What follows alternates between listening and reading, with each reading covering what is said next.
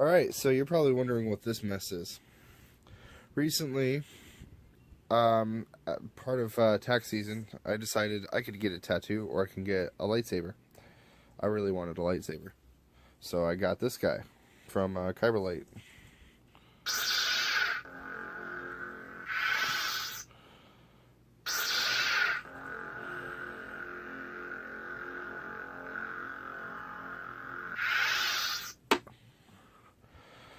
Recently, I picked up a second one because they had a sale going on for Easter.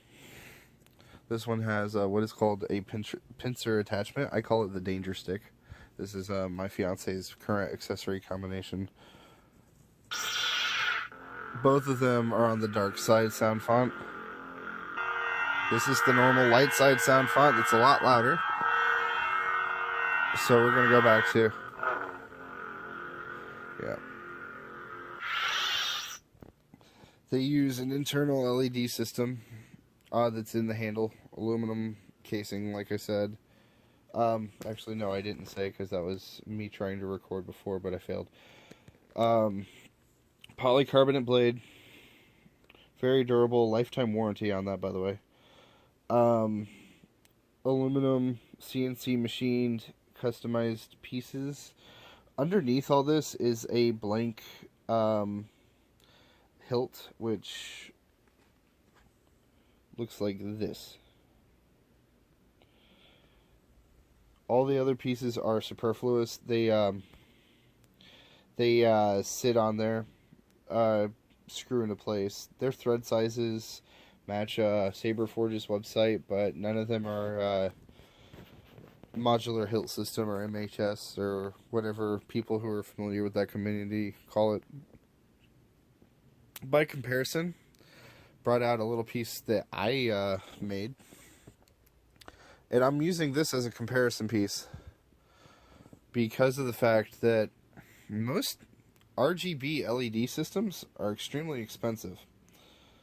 But mine was $6 at Walmart with a cell phone battery and a 16-color RGB remote. Allows you to do things like... I think I grabbed the wrong remote. But, yeah, once you get the receiver in place... Nope. There we go. Yeah, it is the wrong remote. But you have multiple color settings. And you can switch back and forth. $6. Problem is, this gelatin casing, or this gel casing, whatever it is, that covers the LEDs, after a while gets brittle. But it is no different from the LED tape setups that you will see in a lot of string blade lightsabers. Which got me thinking, as a floor artist, I like durability. And my PVC LED stuff is plenty durable. It's just very rickety and jaunty. Like, we've called it the Ghostbusters reboot LED staff, just because it has this very hand-machined prototype look to it. Much like the gadgets in the rebooted Ghostbusters movie. That's not a jab at the movie. It's more just a comparison to the weapons they used in the movie, which had a lot of wires and cool gadgets and stuff hanging off of them. Now, the Kyberlight Sabers come with a Allen key and stuff to set up and tear down your items. I currently misplaced my Allen key. It's probably in the gear bag that I put everything away in, because that's what happens when I try to put things into a safe place.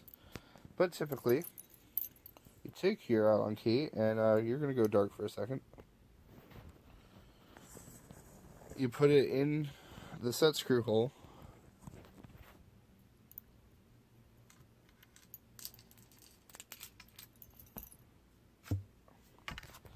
And after a good turn, you can pull the blade out, which gives you access to the internal LED. Now on the back, that's the speaker hole. You got a, I think it's a 2-watt speaker.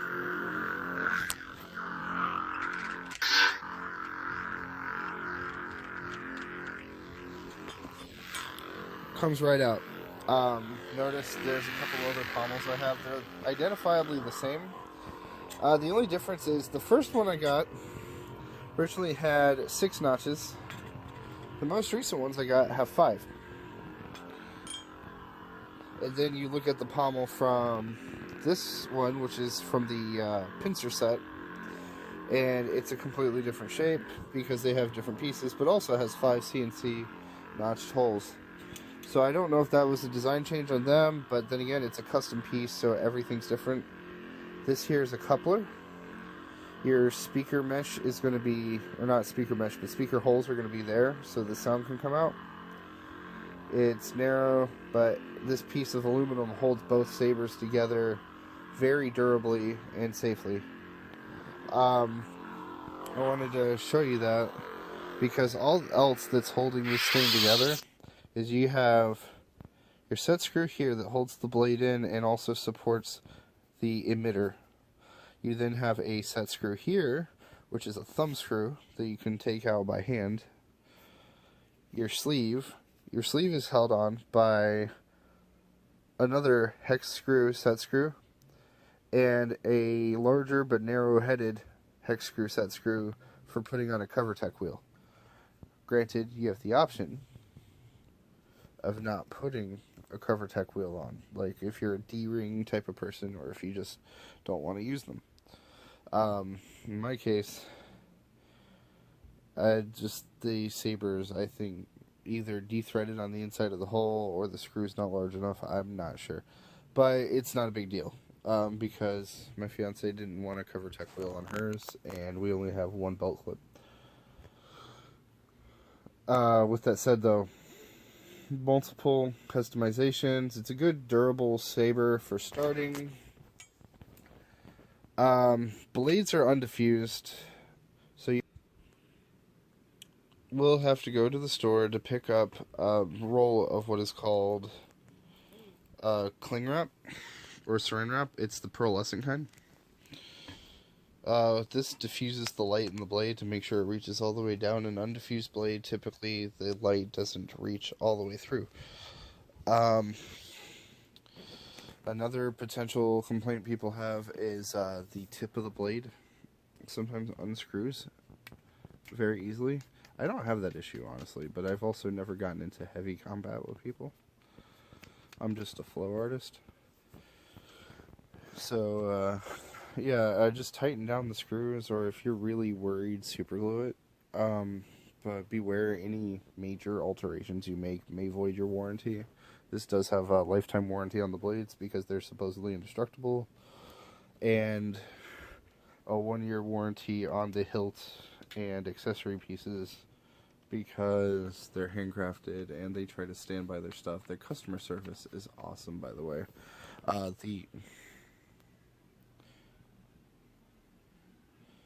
The first lightsaber I ordered was this guy, and I actually did have to send it back in the first time. It had a charging issue, and I didn't know what was going on, so for transparency, I filmed everything that had happened, and sent them a video, and sent them a message over Facebook, and a few emails, and they were like, hey, there does appear to be an issue. If we give you our shipping label, you can send it in, and we'll fix it and send it back to you as soon as possible. And they did. It was quick. It wasn't in time for the festival that I bought it for, but that's the risk I took, you know, sending the Hilton. That was my own issue, not theirs. So yeah, there's it is a hobby saber. This isn't like you're buying something that I would say, like, it's a complete product. I'm not trying to say that anything is shoddy about it, but this is not like going to a restaurant and ordering a dish and expecting it to be perfect every time, because what they're doing isn't down to an exact science per se. Like, they upgrade their stuff at least once a year.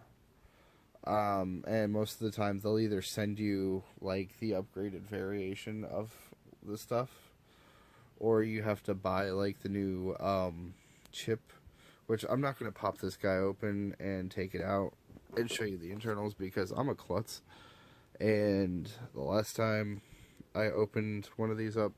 It was literally just to look at the inside. And I'm not going to lie, I'm not electronic savvy quite yet. I'm still learning. So showing you an open circuit board is not going to really do anything.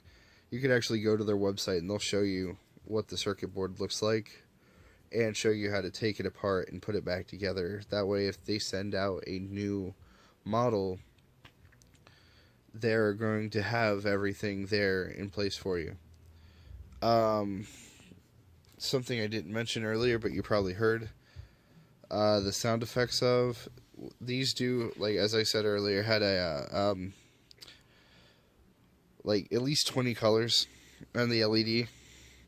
The circuit board on the inside has two sound fonts, light side and dark side. You have the dark side sounds,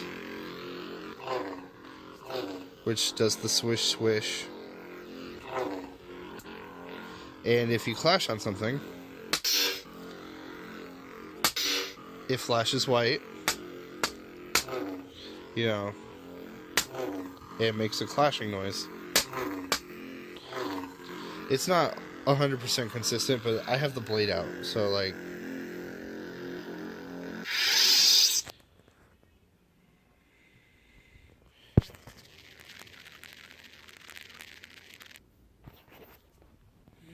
I quickly put the blade back in to demonstrate this a little bit better. Let's find a color that shows up better here. Red's good. But yeah.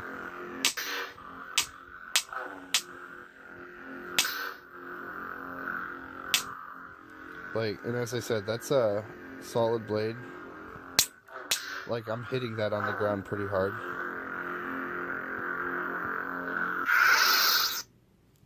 The flash on clash actually reacts better blade against blade because it makes the vibration and resonance a little bit more solid, which receives better on the chip from what I've noticed and observed.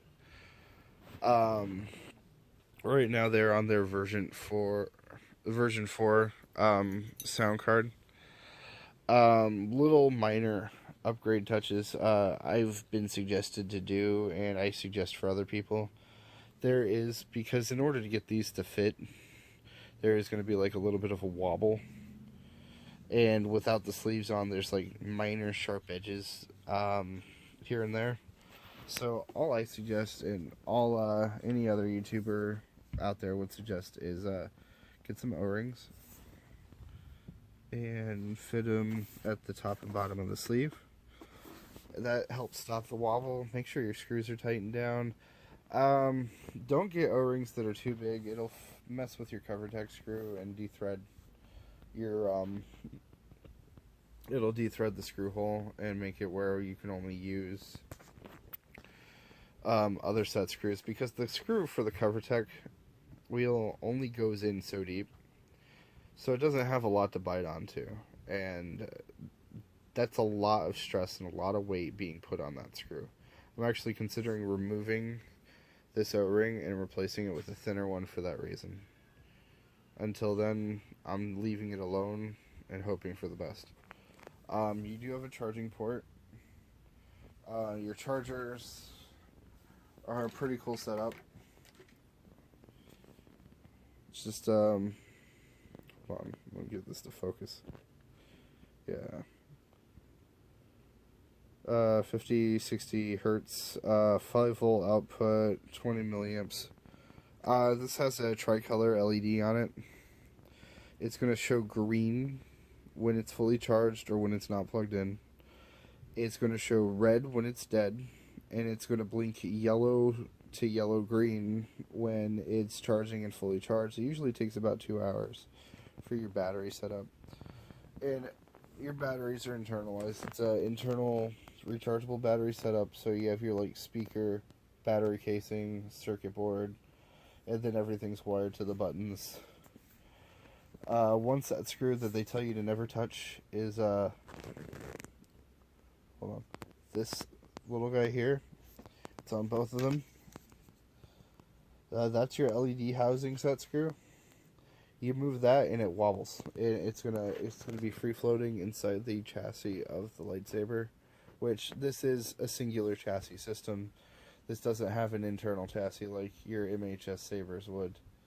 So that means your LED's just like bouncing back and forth if you don't have that set screw in. So don't touch it. Um, just little things I've learned here and there from my micro obsession since buying these things. That would conclude the whole review. Like, this is cool stuff. I personally love the fact that I now have 2 functioning sabers, multiple accessories for them. They're very customizable. You can modify like minor things here and there. I already kind of voided the warranty on one of my blades because I like the look of it sanded down on the outside. To me, it diffuses the light a little bit better. This one I'm leaving smooth.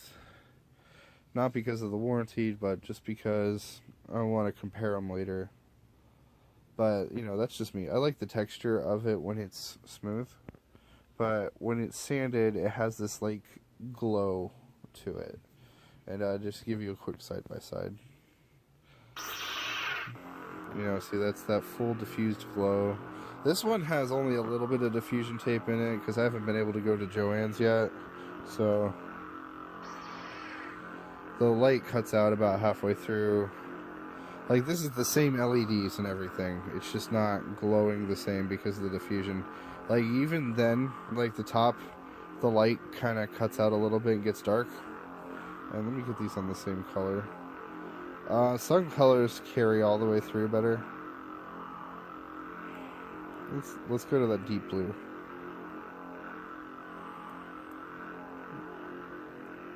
There we go. I'm gonna go to that deep blue on here too.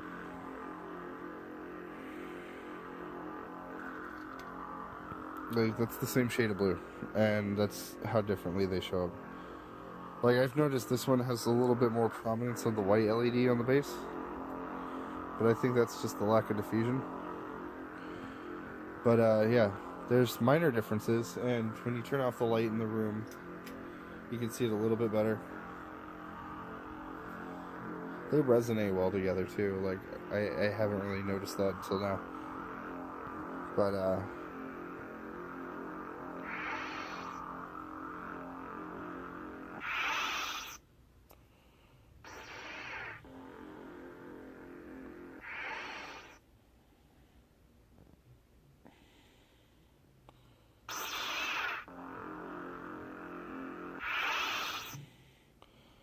alright, with that said though, like, I am considering trying other blades and sabers out there. Because my bucket list hobby thing is getting a screen accurate version of Vader Saber and everything. And I'll be trying like the photon blades and stuff like that. The one thing I'm avoiding right now is the NeoPixel blades. Because like string LED blades, the NeoPixel bars go all the way up, and it's literally like a higher end version of this stuff here, except you get more light capacity in a tiny space. And what that means is you can do more details and more solid stuff. So you can do like Christmas lights, flame flickers, flash on clash, blah, where it, you know, shows on the point of the lightsaber where you've clashed at because of like the internal sensors and everything. The problem I'm having is there's mixed reviews on the concept. Some say it's super durable, some say it's not. So I'm liking this concept of the internal LEDs here. I like to keep things simple and affordable. And that's kind of why I went to Kyberlight first, is they're the most affordable saber on the market, and you're getting 20 lights, 2 sound fonts, right? A built-in charging port. Like, if you go to Ultra Sabers or Saber Forge or Vader's Vault or anything, you're getting, you know, good quality stuff. But for all the features that this has, it's going to cost you like $200 to $300 more. Like, you're paying $600 for that stuff. But it's higher end versions. This uses like its own proprietary made versions of what they do.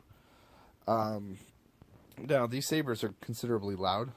So what I did is I took some foam from the packaging and cut it to the shape of the inside pommel piece. And these are inserts. They act as mufflers. They're just made out of insulated foam, and they work perfectly.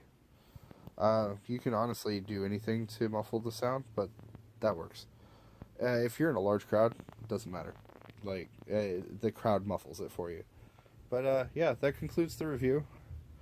I hope you enjoyed it. I hope this wasn't too boring. Um, I'll post a spinning video up later. Laters.